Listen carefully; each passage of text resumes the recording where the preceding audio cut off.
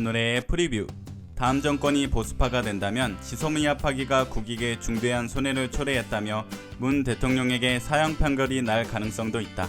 만약에 거기까지 상정하고 목숨을 건 한수라면 끝까지 관철했어야 했다. 오늘의 뉴스는 방위비 분담 협상에서 이용당하지 않고 국익을 위해서 지소미아 종료 연기 결정을 했지만 승리했다는 일본입니다. 최근 미국과의 방위비 분담 협상으로 인해서 미국과의 관계가 나쁩니다. 물론 우리의 문제는 아니죠. 트럼프가 상식적이지 않게 방위비 5배 인상을 요구했기 때문입니다. 아직도 미국 대통령이 아니고 장사꾼인 줄 알고 있나봐요. 우리나라는 여의도의 5.5배, 판교 신도시의 1.5배 규모의 험프리스 평택기지 조성에 18조 원을 부담해서 전체 조성 비용과 이전 비용의 94%를 부담했습니다.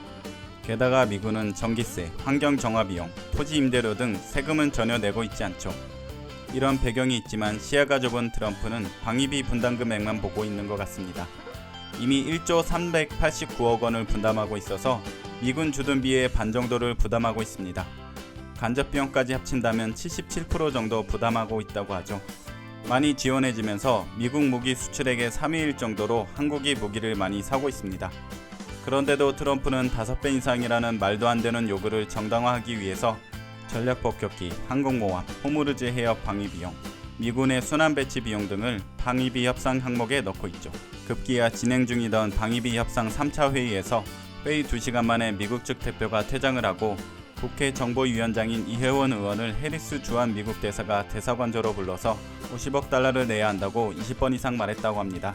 동맹인지 동네 양아치가 돈을 뺏으러 미국 대사를 부임한 건지 구분할 수가 없군요. 미국의 압박이 강해지고 있는데 미국과의 이해관계가 얽혀있는 지소미아 종료는 부담이 되고 있었습니다. 이런 미국의 압박, 일본과의 관계 개선을 위해서 정부가 지소미아 종료를 연기했습니다. 지소미아 종료 연기 결정을 들었을 때는 자존심이 상당히 상했었지만 여러 관계를 둘러보니 국익을 위해서 자존심을 굽힌 것이라고 생각했습니다. 용기 있는 결정이었습니다. 정치적 부담이 있었지만 국익을 위해 잘한 결정이라고 생각합니다. 하지만 일본에서는 승리했다고 난리더군요. 24일 아베는 지소미아와 수출 관리 문제는 엮으면 안 된다. 절대로 양보하지 말라고 했다고 합니다. 또한 분신 온라인에서는 한국 3대 신문도 문융 외교에 부끄럽다며 한탄했다고 전했습니다. 다이아몬드 온라인에서는 지소미아 종료 연기 통보, 도망갈 길 없는 한국, 전 주한대사가 해석이라며 뉴스를 전했습니다. 전 주한대사라고 해봤자 혐한 인사인 모토대사겠죠. 그런 놈한테 이야기를 듣는다는 건 듣고 싶은 이야기만 듣는다는 거겠죠. 그래도 간단히 내용을 소개해드리자면 한국 정부가 일본의 의연한 대응에 기존 주장이 통하지 않자 출구 전략으로 종료 연기를 했고 한미일의 일원으로 있어야 외교, 경제, 안보가 안정되게 된다는 것입니다. 여기서도 여전히 일본이 도와줬기 때문에 한국이 발전했다고 하는 주장을 펼치네요. 경제에 도움된 것은 맞지만 단순히 호의로 도와준 것은 아니고 자신들의 이익 때문에 도와준 것인데 그 부분은 빼놓고 유리한 부분만 기사화했네요.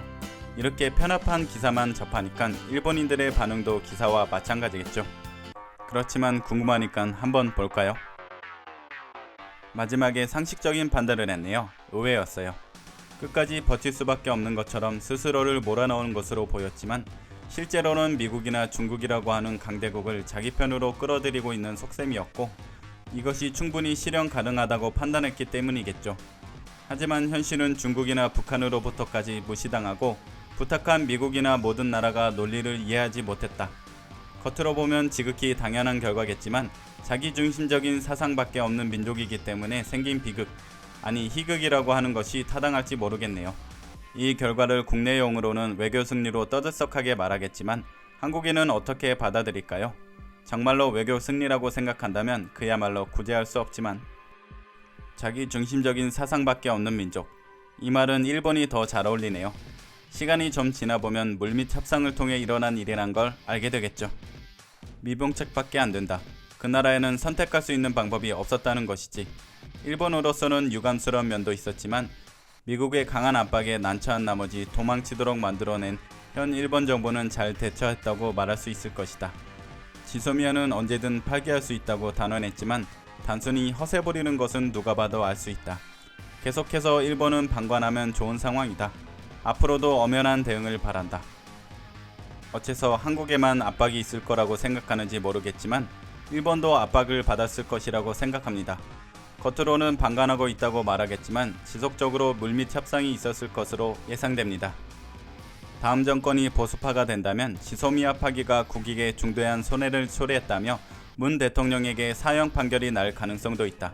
만약 거기까지 상정하고 목숨을 건 한수라면 끝까지 관철했어야 했다.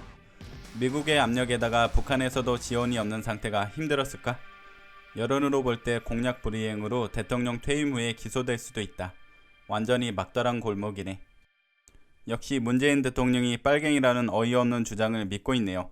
박근혜와 같은 대통령이 아니라면 재판에 회부될 일도 없을 텐데 일본인들의 한국에 대한 인식이 태극기 부대와 같이 우매하고 편협하다는 것을 알 수 있네요. 오늘은 이상으로 마칠게요. 오늘 시청해 주셔서 감사하고 재미있으셨다면 구독과 좋아요 부탁드릴게요. 앞으로도 재미있고 유익한 정보 보내드릴게요. 감사합니다. 안녕.